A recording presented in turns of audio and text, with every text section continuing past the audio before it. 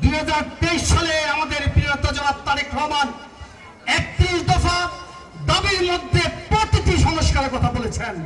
প্রশাসন ছিল কিন্তু নিরপেক্ষতা ছিল না, র্যাব ছিল, পুলিশ ছিল, কিন্তু র্যাব পুলিশের আতঙ্কে মানুষের জীবন থেকে নিরাপত্তার চাদর পুরোপুরি খসে পড়েছিল। বন্ধুরা আমার, র্যাব পুলিশ খুন হত্যা হামলা মামলা গ্রেপ্তারের সমর্থক শব্দে পরিণত হয়েছিল।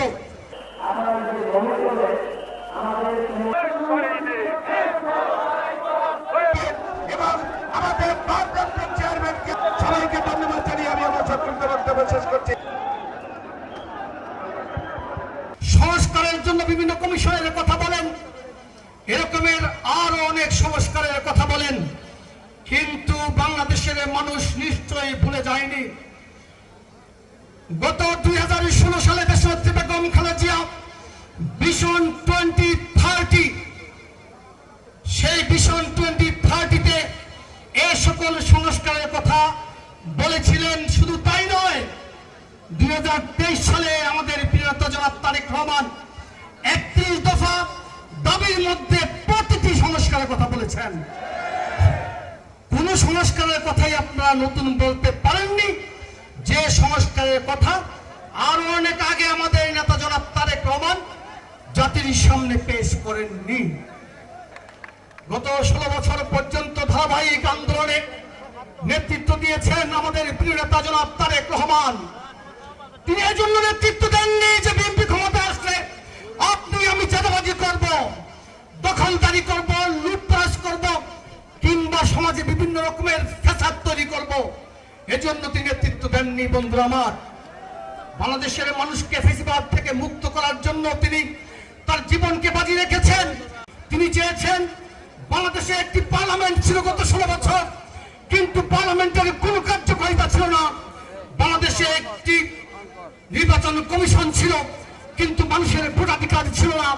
বাংলাদেশে আইন ছিল, আদালত ছিল, কিন্তু কোন বিচার ছিল না। বরং আদালতের এজলাসে দাঁড়িয়ে থাকা বিচার প্রার্থী রাজনৈতিক পরিচয় দ্বারা বিচারের রায় নির্ধারিত হতো। বন্ধুরা আমার, প্রশাসন ছিল কিন্তু নিরপেক্ষতা ছিল না, র্যাব ছিল, পুলিশ ছিল, কিন্তু র্যাব পুলিশের আতঙ্কে মানুষের জীবন থেকে নিরাপত্তার চাদর পুরোপুরি খসে পড়েছিল। বন্ধুরা আমার, র্যাব পুলিশ খুন হত্যা হামলা মামলা গ্রেপ্তারের সমর্থক শব্দে পরিণত হয়েছিল। এই সকল থেকে মুক্তি দেওয়ার জন্য, বাংলাদেশের মানুষকে মুক্তি দেওয়ার জন্য আমাদের প্রিয় নেতা জনাব তারেক রহমান জীবন বাজি রেখেছেন, জীবনকে উৎসর্গ করেছেন। কিন্তু পাশের বাজারে সেই দোকান দখল করার জন্য নিশ্চয়ই আওয়ামী ফ্যাসিবাদের পতন তিনি ঘটাননি। বন্ধুরা আমার,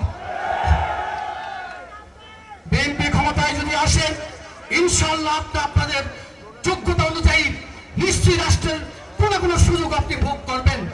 অন্যের স্বাধীনতা হস্তক্ষেপ না করে আপনি আপনার স্বাধীনতা ভোগ করবেন, সেটাই হচ্ছে স্বাধীনতা।